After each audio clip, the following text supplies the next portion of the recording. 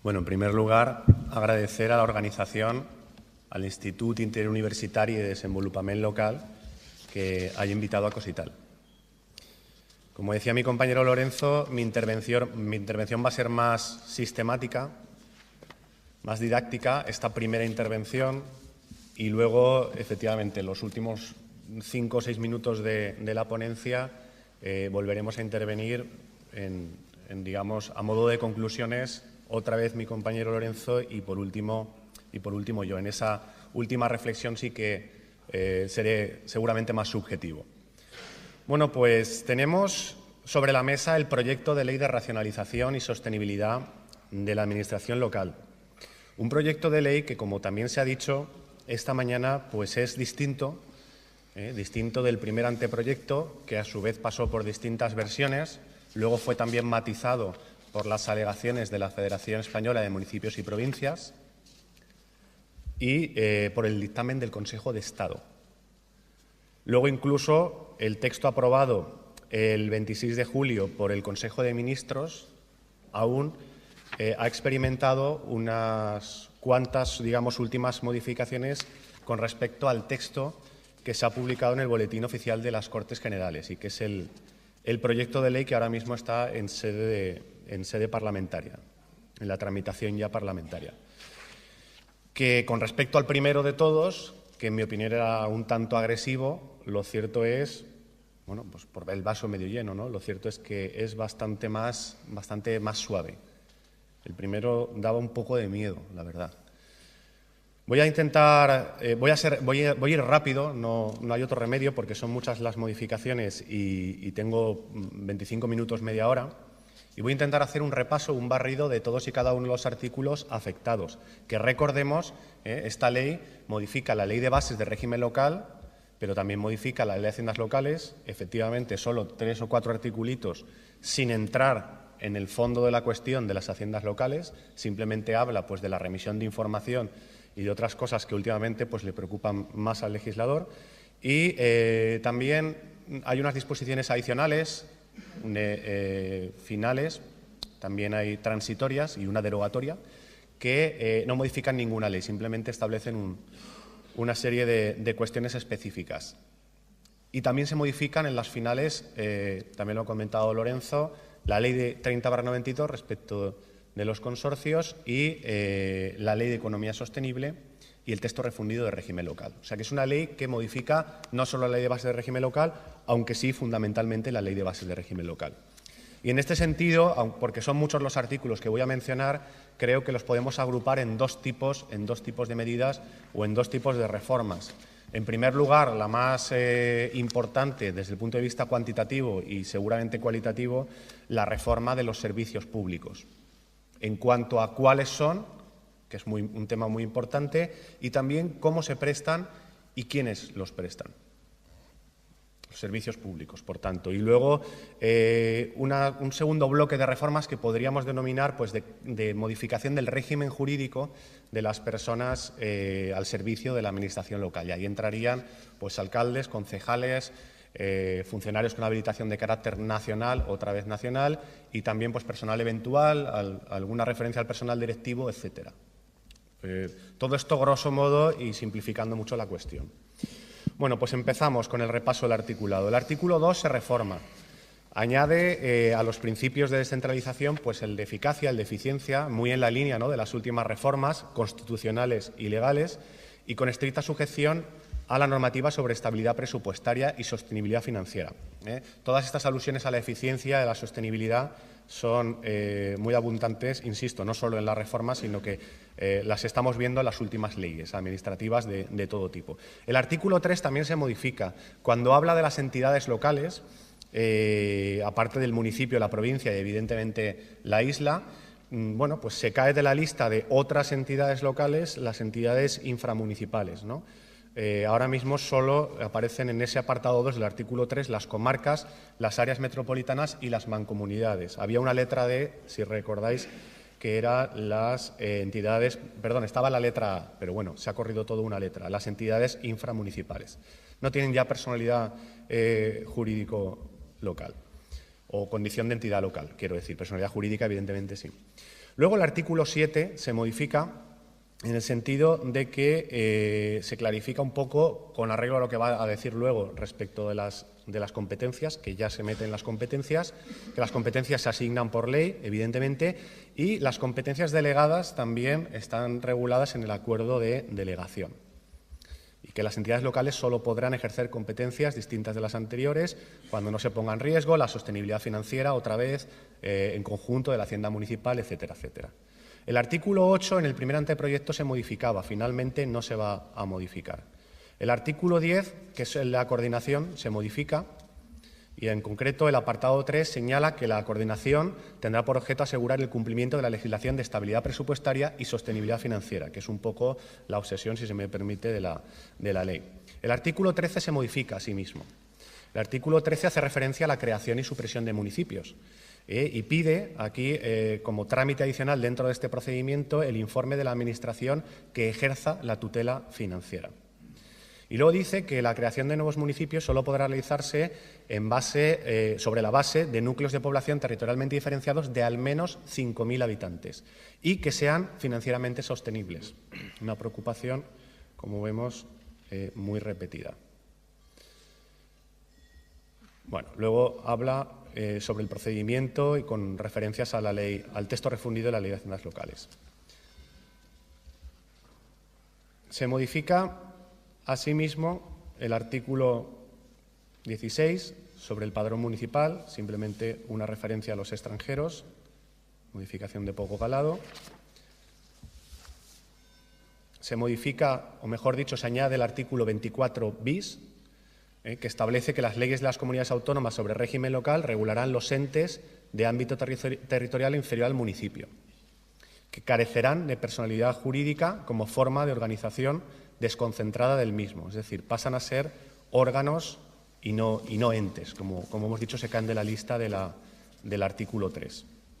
Y luego establece cuestiones de procedimiento, con alusión a la Ley Orgánica de Estabilidad Presupuestaria, que, por cierto, al hilo de lo que comentaba Lorenzo también, de la técnica legislativa, pues esta ley ordinaria afecta en algunos artículos a la Ley Orgánica de Estabilidad Presupuestaria, que es una cosa que evidentemente vulnera el principio de reserva material de ley.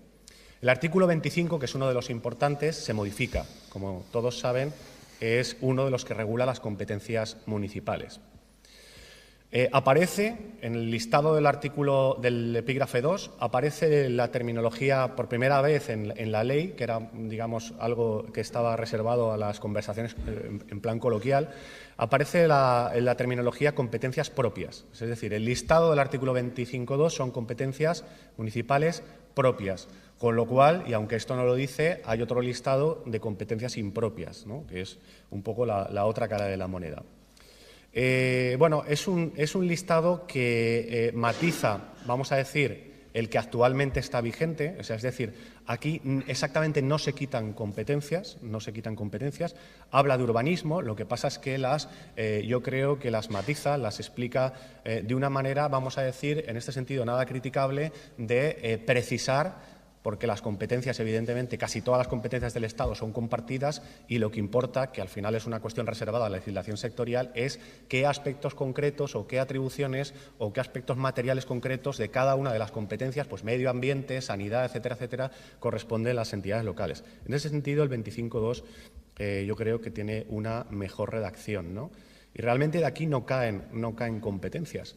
El que realmente es importante, no en la reforma, sino siempre ha sido el importante, es el 26, porque es el que lista los servicios mínimos, los servicios obligatorios, ¿no? Porque realmente estos son los que hay que prestar. El otro listado es, digamos, el del 25, quizá más orientativo. Y este es el que evidentemente hay que mirar a la hora, como decía mi compañero, el día después, a la publicación en el BOE, el que hay que mirar no solo por parte de los ayuntamientos, sino también por parte de las diputaciones, de las comunidades autónomas, de las entidades supramunicipales y de todas las entidades en general implicadas en la prestación de los servicios públicos locales. Bueno, desaparece la expresión habitantes equivalentes, yo creo que está bien que desaparezca. Y luego, realmente este listado sí que va un poco en la línea de lo que la exposición de motivos reza. O sea, es decir, Servicios mínimos obligatorios en todos los municipios, pues cae del listado el control de alimentos y bebidas con respecto a la ley actual, a la ley vigente.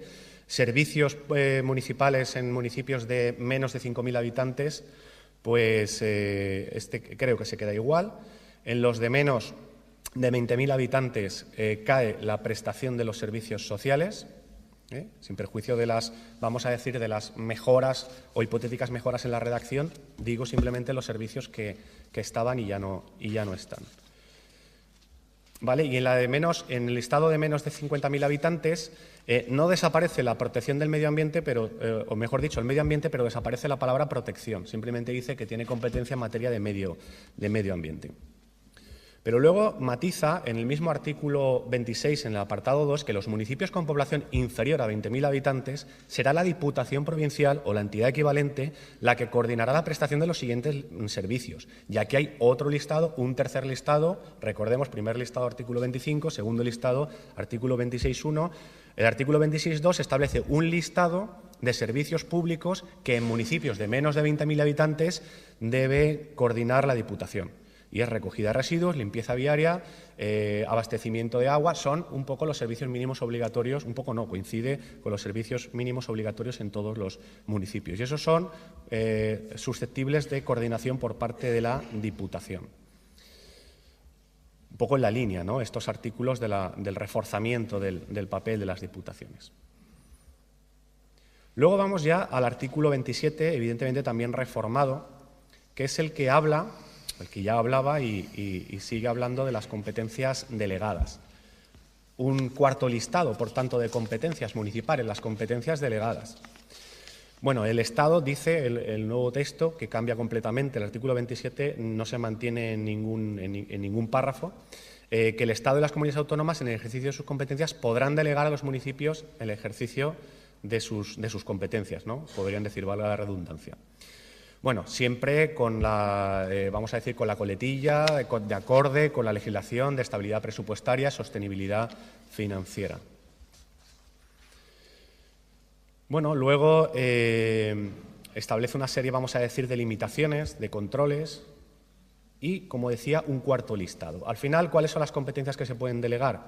Pues en el artículo 27, en el nuevo artículo 27 o el artículo 27 del proyecto, no vamos a decir todavía nuevo porque no es una ley, pues se listan algunos servicios públicos que actualmente no tiene que delegar la comunidad autónoma porque no lo tiene, ¿no? Porque no los tiene, como la vigilancia y control de la contaminación ambiental, la protección del medio natural, prestación de los servicios sociales y promoción de la igualdad, conservación o mantenimiento de servicios sanitarios, creación y mantenimiento de escuelas infantiles, realización de actividades complementarias de los centros docentes, gestión de instalaciones culturales, gestión de instalaciones deportivas, inspección y sanción de establecimientos y actividades, promoción, gestión turística, comunicación e inspección de espectáculos públicos, liquidación, recaudación de tributos de la Comunidad Autónoma o del Estado, inscripción de asociaciones, empresas o entidades en los registros administrativos, gestión de oficinas y de información y cooperación con la Administración educativa. Vale, muchos de esos servicios probablemente son impropios o van a pasar a ser impropios porque, de hecho, los estamos prestando los ayuntamientos. Habrá que ver, como también decía mi compañero Lorenzo, cómo luego en la práctica, el día D, se articula esta especie de partida de ping-pong o de frontón de servicios que son y dejan de ser, pero luego rebotan y vuelven a ser, pero ya no como titularidad propia, sino como delegación, y todo eso con la estabilidad presupuestaria y con la hipotética asignación de medios suficientes de por medio. Todo esto puede presentar problemas de tipo práctico, pero está bien que lo digamos ya para un poco, pues, para preparar el terreno, ¿no? Bueno, pues el artículo 27 tendría estas reflexiones. El artículo 28 se ha suprimido. El artículo 28, me refiero, de la ley vigente, ya no existe, o ya no existirá. El artículo 31 se iba a modificar, pero al final queda sin modificaciones. Todo esto, como he dicho al principio, como consecuencia de las alegaciones, dictámenes y diferentes versiones desde la fase de anteproyecto. El artículo 32, se crea un artículo 32 bis que habla del personal directivo de diputaciones, cabildos y consejos insulares. ¿Vale? Algunos los pasaré más rápido. El artículo 36 es el que habla de las provincias. Se modifica el artículo 36 en la línea, como he dicho antes, de reforzar el papel de la Diputación Provincial o entidad equivalente a la Diputación. Habla de su papel como administración que procura el fomento o, en su caso, la coordinación de la prestación unificada de los servicios. También procurará el ejercicio de las funciones de coordinación del artículo 116 bis. Ahora veremos el 116 bis, no exento de polémica. Asistencia, como no puede ser de otra manera, en servicios de gestión tributaria, etcétera, etcétera, siempre en municipios de menos de 20.000 habitantes. Como también se ha dicho esta mañana, parece que un poco el listón está en los 20.000 habitantes. En las primeras versiones del anteproyecto era más bien en 5.000, o había dos listones, el de 5.000 habitantes y el de 20.000. Bueno, con carácter general, el artículo 36 no es que cambie mucho, pero se añaden algunos párrafos en relación a esta filosofía de la exposición de motivos de refuerzo de las diputaciones. El artículo 40 finalmente se queda como está, aunque el anteproyecto proponía una reforma. El artículo 45 tanto de lo mismo. Como vemos, la cosa pues, se ha ido suavizando. El artículo 55, que es el que habla también de las relaciones interadministrativas, pues también habla de que estas relaciones entre el Estado, las comunidades autónomas y la local se harán de acuerdo o serán de acuerdo con el principio de lealtad institucional, lo cual, pues evidentemente, nos parece bien. Y también deberá, vamos a decir, entre otros criterios, las relaciones interadministrativas, valorar el impacto que sus actuaciones tengan en materia presupuestaria y financiera y que puedan provocar en el resto de administraciones públicas, un poco en la línea de tener en cuenta el interés general de España por parte de todas las administraciones, lo cual sería, en principio, pues el principio de lealtad institucional. Y luego habla también de los convenios y, en su caso, de la constitución de consorcios. Lo que viene a decir es que, en la medida de lo posible, pues no se cree un consorcio, que es una nueva entidad con personalidad jurídica propia, y que nos quedemos, si puede ser, en el convenio sin llegar a mayores, ¿no? Se crea un artículo 57 bis, denominado garantía de pago en el ejercicio de competencias delegadas, ¿vale? Que habla de que las comunidades autónomas, en el caso de que deleguen estas competencias y suscriban, en su caso, convenios de colaboración que impliquen obligaciones financieras o compromisos a cargo de las propias comunidades autónomas, es necesario que incluyan una cláusula de garantía de cumplimiento de estos compromisos. Y aquí también media la Administración del Estado, que tiene que autorizar. El artículo 61 bis, que en las primeras versiones del anteproyecto era muy agresivo, ha desaparecido. Este es el que hacía referencia, los que han seguido la tramitación de la ley recordarán que hacía referencia a la intervención en municipios de menos de 5.000 habitantes, que prácticamente pues, bueno, se intervenían si no cumplían estrictamente sus obligaciones financieras. Ahí hubo alegaciones y este artículo pues, desaparece. Vamos ya con los artículos que afectan a otras cuestiones, ¿no? El 75 bis. Hemos llegado al 75 bis, que es el que habla del régimen retributivo de los miembros de las corporaciones locales y del personal al servicio de las entidades locales. Aquí simplemente a recordar, porque es uno de los aspectos más famosos de la ley, que se establecen limitaciones retributivas a los alcaldes y concejales liberados en relación al tramo de población de su ayuntamiento. Aquí hay un cuadro, una especie de tabla, ¿no?, que está obtenida en relación al sueldo del secretario, el sueldo equivalente a un secretario de Estado. Yo comparto totalmente la reflexión que hacía Redorat esta mañana de que, bueno, esto pues, se puede regular así. La mayoría de alcaldes y concejales de los pequeños municipios pues, no cobran nada y aquí, de hecho, pues, prohíbe que cobren, ¿no?, los de menos de 1.000 habitantes. Pues bueno, yo creo que, en mi opinión, el problema del déficit público no está en que los alcaldes o los concejales cobren esto o cobren lo otro, evidentemente siempre con unos límites. El problema de España no es ese, el problema de España es la corrupción, no es que los cargos públicos cobren mucho. Ojalá cobraran todos mucho y no hubiera corrupción, ¿no? Y luego sí que, aparte de restringir el régimen retributivo de los cargos electos, pues también hace referencia a que la Ley de Presupuestos Generales pues podrá limitar también las retribuciones del personal al servicio de las entidades locales, no solo del personal, no solo de los políticos. Bueno, yo creo que esto está fuera de lugar y sin duda es inconstitucional que una ley limite el sueldo de unos funcionarios. O sea, es decir, cuando se eliminó la paga extra y cuando el famoso 5%, pues hombre, no, evidentemente no nos pareció bien, pero por lo menos era para todo, una medida aplicable a todos los funcionarios. El hecho de que apliquen de repente una medida solo para los empleados de la Administración local, pues evidentemente vulnera el principio de igualdad. Creo que es muy evidente, ¿no? También aparece un nuevo artículo 75 ter, que hace referencia a la limitación en el número de los cargos públicos en las entidades locales que tengan dedicación exclusiva. También hace una especie como de tabla en relación al número de habitantes de cada municipio y el número máximo de cargos públicos de concejales liberados que puede tener en función de sus habitantes. Bueno, artículo 84 bis. Este es el que regulaba pues, las licencias, ¿no? Si recuerdan, el artículo comenzaba diciendo que, sin perjuicio del artículo anterior, el artículo 84, porque este es el 84 bis, con carácter general el ejercicio de actividades no se someterá a la obtención de licencia. Esto era una reforma que en su momento procuraba la facilitación o simplificación del régimen de actividades. Pero luego señala, y esto es nuevo, no obstante podrá exigirse una licencia u otro medio de control preventivo respecto a aquellas actividades económicas, y hace un listado.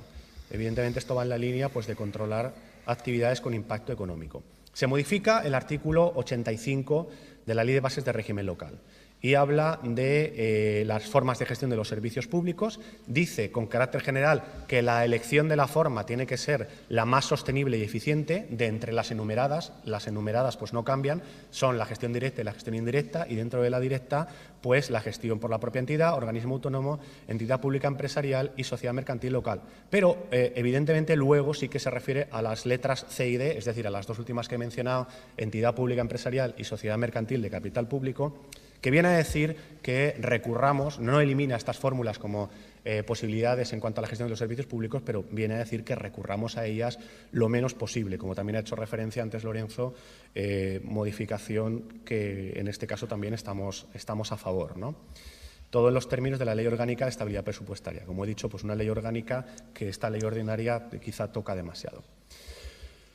El 85 ter, que si recuerdan es el artículo que regula las sociedades mercantiles, también pues, se modifica en el mismo sentido y también en el sentido de adaptar la referencia al Real Decreto Legislativo que regula las sociedades, la Ley de Sociedades de Capital, que sabéis que están unificados, ¿no? El anterior texto refundido de la Ley de Sociedades Anónimas y Sociedades de Responsabilidad Limitada. El artículo 86, que es el de la reserva de servicios, se modifica a sí mismo, y el de la iniciativa económica. Bueno, aquí podríamos hablar de un quinto listado, ya el quinto listado de servicios públicos locales, y este artículo, evidentemente, también es limitativo en el sentido de que no desaparece la iniciativa pública económica, pero se restringirá a los casos en los que sea sostenible y se respete el principio de equilibrio presupuestario. Y luego, respecto de los servicios reservados, que es la otra parte de ese artículo, vale, que vaya acabando. Bueno, no me va a dar tiempo. Respecto de los servicios reservados, pues también ese quinto listado de servicios desaparece, o mejor dicho, se reduce y se queda pues al abastecimiento domiciliario, depuración de agua, recogida y tratamiento de residuos, transporte público de viajeros y todo con respecto a con arreglo a la legislación sectorial. Y también se restringe la posibilidad de acudir al monopolio como forma de gestión. El artículo 92, funcionarios con habilitación nacional, ya lo ha comentado mi compañero. Bueno, estamos a favor de la recuperación del carácter nacional y de la recuperación de determinadas funciones por parte del Estado. Podríamos hablar, quizá no es este el foro y aparte no hay tiempo, de cuestiones como la libre designación y sobre todo el libre cese, pero bueno, creo que habrá momentos para hacerlo. Y luego esto en cuanto al artículo 92 y el 92 bis, que es realmente el que regula los funcionarios con habilitación de carácter nacional. Bueno, seguimos avanzando, me quedan 5 minutos y voy rápido. No era fácil tampoco hacer un barrido por todos los artículos que reforma y, de hecho, pues me remito en cuanto a lo que he pasado muy superficialmente al resto de ponencias. Se modifica el artículo 100 en cuanto a la posibilidad de que cada corporación seleccione a sus funcionarios. Se añade un artículo 103 bis, masa salarial del personal laboral del sector público local. Se añade un artículo 104 bis, personal eventual de las entidades locales, también evidentemente en la línea de limitar el número de este personal eventual. Se modifica el artículo 109 respecto de las fórmulas de extinción de las deudas que el Estado, las comunidades autónomas, la Seguridad Social, etcétera, tienen con las entidades locales a través de un mecanismo de compensación. Se añade un artículo 116 bis sobre el contenido y seguimiento del Plan Económico Financiero, que también por razones de tiempo no podemos analizar. Se añade un artículo 116 ter, que es el que regula el famoso coste efectivo de los servicios, que como saben también es una expresión que deja o relega la expresión inicial de coste estándar, y parece que el coste efectivo, pues es otra cosa que evidentemente también habrá que determinar. Los servicios que entran dentro de un coste efectivo asumible, por lo visto, van a ser propios y el resto van a ser impropios, pero luego otro cantar será el cálculo de ese coste efectivo de los servicios, incluso quién hace ese cálculo, ¿no? Bueno, se modifican algunos artículos de la ley del título 10 de régimen de grandes ciudades. A esto nos vamos a referir menos, sobre todo por razones de tiempo, y luego se modifican las disposiciones adicionales, algunas disposiciones adicionales, etcétera. Luego, como he dicho, y ya acabo, aparte de estas modificaciones que hemos intentado resumir en 20 minutos muy deprisa, y la jornada está pues para profundizar en ellas, se modifica la Ley de Haciendas Locales, el texto refundido de la Ley de Haciendas Locales, básicamente en la línea de que el interventor remita información tanto a la Intervención General del Estado como al Tribunal de Cuentas, principalmente, y luego también pues al propio pleno de la corporación, y comparto totalmente la reflexión de mi compañero que ha realizado antes de que con tantas obligaciones de remisión de información, y como todos ustedes o muchos de ustedes saben, pues yo soy un firme defensor de la administración electrónica, lo que podrían hacer para facilitar es establecer una plataforma única o, como mínimo, que las distintas herramientas de las distintas instancias se hablaran entre ellas y estuvieran interconectadas, para no tener que enviar la misma información varias veces a varias administraciones o varios órganos. Creo que eso, tanto que se habla de eficiencia, pues no es muy eficiente tener, valga la expresión, que picar varias veces los datos. Hago como suele decir el jefe Ferenda, para que este problema práctico se solucione, ¿no? Que no haya que entrar en tantas plataformas que además muchas veces pues, se bloquean. Y luego, pues, en las disposiciones adicionales, las transitorias, hace referencia pues, a una serie de cuestiones, cómo se articulan en el tiempo, algunas de las reformas de la ley. La disposición derogatoria, evidentemente, señala que cualquier norma que entra en contradicción con esta ley, cualquier norma de igual rango, pues queda derogada. Y las disposiciones finales, como he mencionado antes, modifican 3 artículos, básicamente, de la Ley 30/92, del texto refundido de régimen local y de la Ley de Economía Sostenible. Y, bueno, te cedo la palabra otra vez. Ya sé que he ido como una metralleta, pero era un poco difícil, ¿no?, hacer este barrido. Gracias. Bueno, gracias. Yo creo que el esfuerzo ha sido supremo. Yo voy a tratar de resumir muy brevemente, porque él lo tenía más complicado que yo, es la verdad, porque llegar a todo el articulado. No ha dicho todas las disposiciones adicionales porque no ha tenido tiempo, pero recomiendo empezar la lectura de la ley por las disposiciones adicionales, porque es lo que realmente donde va a dar lugar a qué hacemos al día siguiente, bien sea convenios, consorcios, mancomunidades, empresas públicas que tengamos que hay unos calendarios, unos plazos muy precisos. Y, atención, 3 minutos para resumir lo que yo creo que son ideas clave o, desde mi punto de vista, aspectos mejorables en un espíritu, insisto, constructivo. No quiero que se interprete nuestra o la mía intervención al menos como una crítica de la ley. Sí que hay aspectos positivos, pero bueno, cuando se nos invita a hablar de un proyecto de ley, evidentemente siempre nos fijamos en lo mejorable, desde ese espíritu constructivo. Entonces, desde una perspectiva DAFO, o sea, de debilidades, amenazas, fortalezas y oportunidades, que es como yo creo que hay que afrontar las cosas, hay que ser pragmático, esto es lo que hay. Yo creo que hay una serie de cosas importantes. 10 ideas. La idea del anteproyecto del 2012, como ya he dicho, se ha suavizado mucho en el texto que finalmente está publicado en el Boletín de las Cortes. El coste estándar ha devenido un coste que nos preocupaba a todos y con razón, porque además se delegaba a la vía reglamentaria, deviene ahora en cálculo de coste efectivo. Yo estaba hablando con varios interventores antes de entrar aquí y están verdaderamente preocupados, gente que conoce la materia, de empezar a hablar, incluso a poder ponderar cuando hay una actividad económica, la comisión de estudio, la memoria, etcétera, para establecer un servicio por gestión directa, que cómo se va a poder discrepar de esa información si no se tienen más elementos y, de hecho, qué es el coste efectivo y cómo se calculan los costes indirectos. Ahí o sale el Real Decreto oportuno con unas reglas claritas, pocas, pero muy claras, o va a haber más de un problema. Y problema que no olvidemos, ineficiencia porque supondrá judicializar esta cuestión. 2. El eje para mí, la parte más importante, y recomiendo una viva lectura, claro, Víctor no ha podido entrar, de la reforma, es el papel de las diputaciones en los municipios de menos 20.000 habitantes. Yo no sé si habrá alguien aquí representante de la Diputación de Valencia, por lo que respecta a la nuestra o de otras. Es el 26.2, pero el segundo y tercer párrafo. De verdad, lean con atención este precepto, porque lo que establece es una secuencia de cómo se debe organizar la coordinación que atribuye, porque no dice que la Diputación va a prestar los servicios, sino que coordina. Y para mi modo de ver, dice el párrafo, para coordinar la citada prestación de servicios, la Diputación propondrá, con la conformidad de los municipios, es decir, conformidad que existirá o que no existirá, pero en todo caso la competencia es de proponer a la Diputación. Se salta a la comunidad autónoma, tenga o no tenga competencias, y lo eleva al Ministerio de Economía y Hacienda, quien decidirá lo que tenga que decidir en base a los informes que existen ahí. Previo informe, eso sí, del órgano de tutela financiera, que no son todas las comunidades autónomas, en el caso de Valencia sí, por la reforma estatutaria. Bien, llegado a ese punto decidirá sobre la forma de prestación. Decide Madrid sobre cómo se tiene que prestar el servicio en un municipio en base a lo que la Diputación proponga. Pero, insisto, hay una puerta de atrás, que es un párrafo que no tiene desperdicio, y ahí he de criticarlo desde el punto de vista normativo, que es, dice, cuando la Diputación entidad equivalente acredite en un informe. ¿Informe de quién? ¿De un órgano político, de un órgano técnico, por el Pleno, por la Presidencia? No se puede dejar eso al albur en una ley básica. A mí me parece que esto todavía se está a tiempo de corregir. No insisto más, pero para mí quería dejar un poco, invito a que se lea porque es lo más importante desde mi modesto punto de vista. No se ha cerrado el modelo financiero y económico de las comunidades autónomas. Yo creo que es un problema si no se ha pactado con las comunidades autónomas que reviertan determinados servicios, por ejemplo los sociales, que son los más significativos, educación o sanidad. Si ahora estábamos prestando en algunos ayuntamientos servicios supuestamente impropios con carga a una financiación externa de su titular, pero que tampoco venía esa financiación.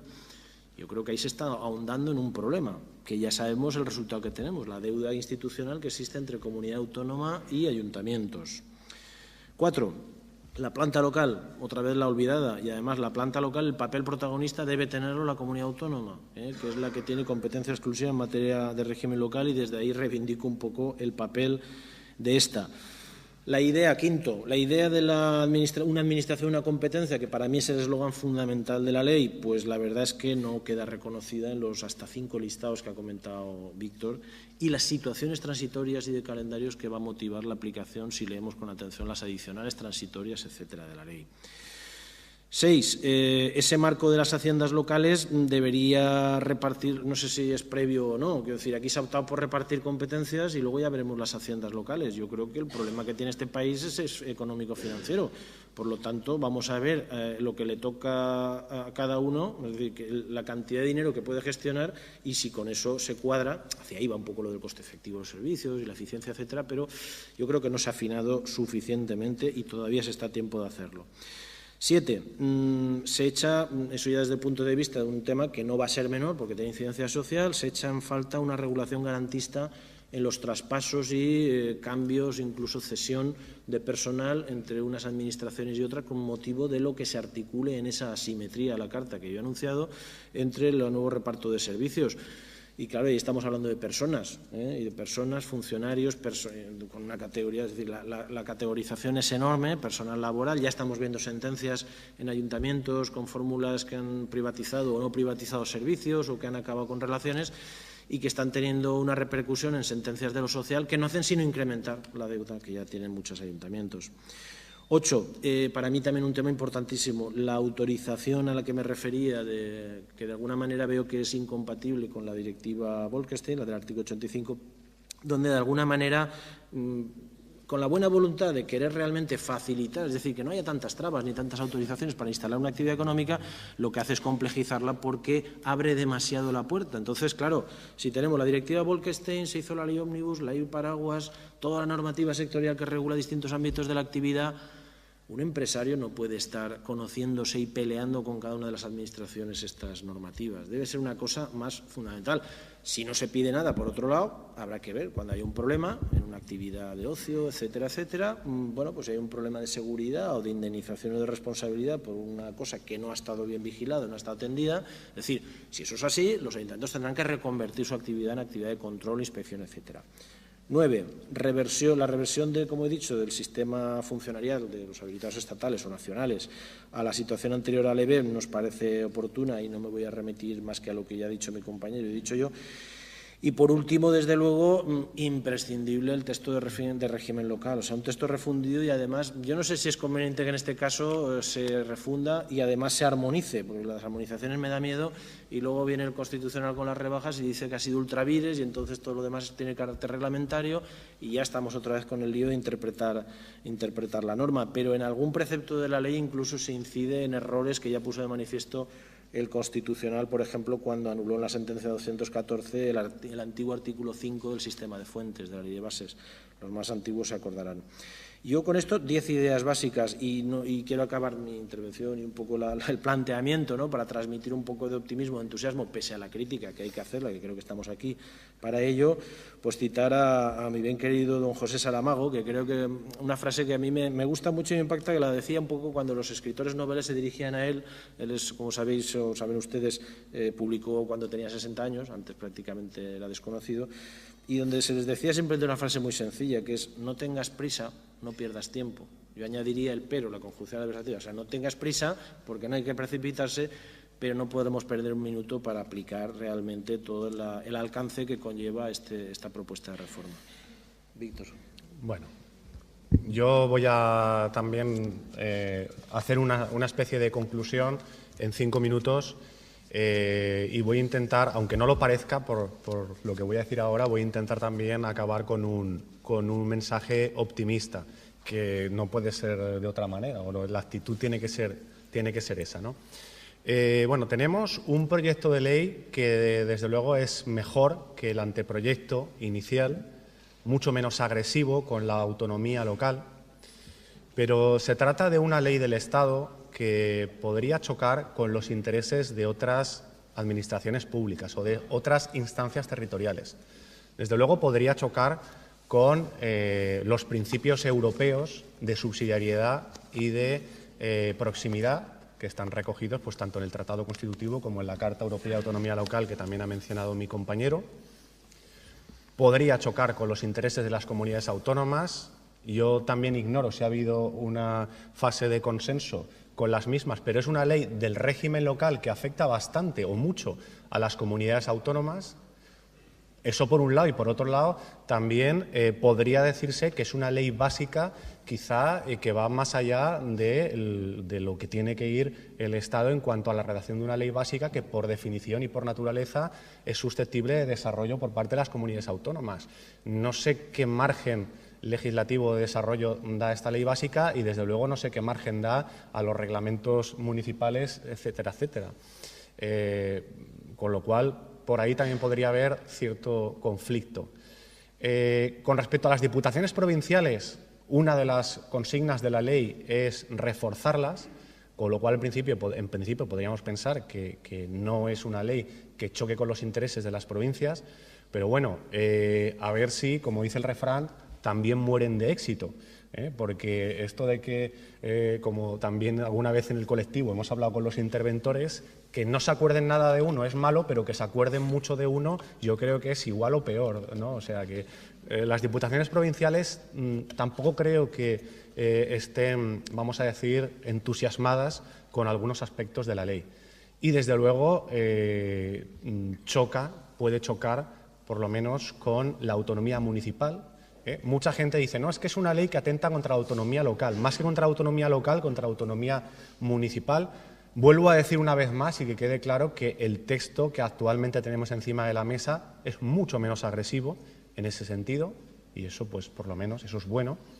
Y luego ya, y he llegado desde arriba hasta abajo, las entidades locales inframunicipales están bastante descontentas con la ley. Y lo dejo ahí porque si no habría otro debate. Pero como he dicho que íbamos a acabar de una manera, y mi compañero ha citado a Saramago, de una manera optimista, yo voy a lanzar un desideratum, que no sé si a lo mejor va a parecer un poco ingenuo, va a parecer incluso infantil. A mí me gustaría que en estos tiempos no tan convulsos y desde luego la ley pues, puede presentar el día de problemas de aplicación práctica, pero me gustaría que nos lleváramos todos bien. Me gustaría que en los ayuntamientos, no, lo digo con el corazón en la mano, que nos lleváramos bien, porque en los malos momentos es cuando menos cabe pues, las actitudes, vamos a decir, egoístas o las actitudes de conflicto. Y que nos lleváramos bien todos, todas las personas que estamos en los ayuntamientos, especialmente los alcaldes y concejales y los habilitados de carácter nacional, porque al fin y al cabo estamos en el mismo barco, y tenemos que remar a favor de los intereses de nuestras respectivas organizaciones, de nuestros respectivos ayuntamientos y a favor del municipalismo. Muchas gracias. Ahora abrimos un debate, ¿no? 5 minutos. Sí, decimos, bueno, que lo diga él. ¿El debate?